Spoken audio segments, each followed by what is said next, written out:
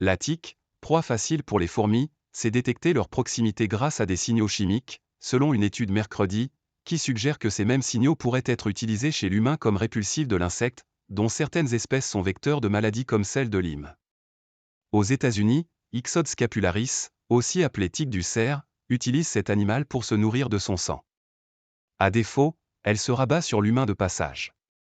Avec le risque de lui transmettre, parmi les agents pathogènes qu'elle transporte, celui de la maladie de Lyme, dont les symptômes vont de simples démangeaisons jusqu'à des troubles neurologiques.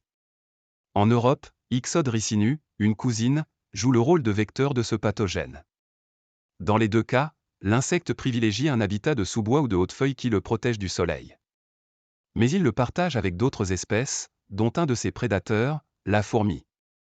Cette dernière utilise un arsenal de signaux chimiques pour coordonner la défense de son nid ou la collecte de nourriture. Des signaux que les araignées ou les abeilles savent reconnaître pour mieux éviter une rencontre dangereuse. Mais les tiques ? On n'en savait rien jusqu'à l'étude menée par une équipe de chercheurs de l'université canadienne Simon Fraser et publiée mercredi dans Royal Society Open Science.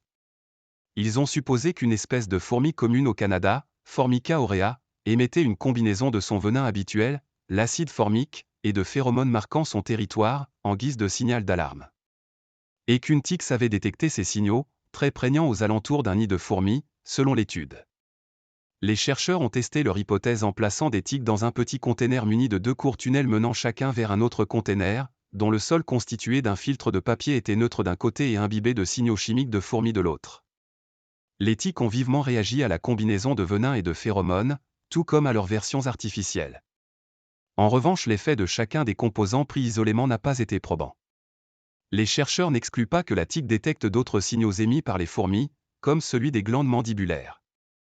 Elles servent à d'autres espèces de fourmis pour alerter leurs congénères et on retrouve certains de leurs composés organiques dans les huiles essentielles utilisées comme répulsifs contre les tiques.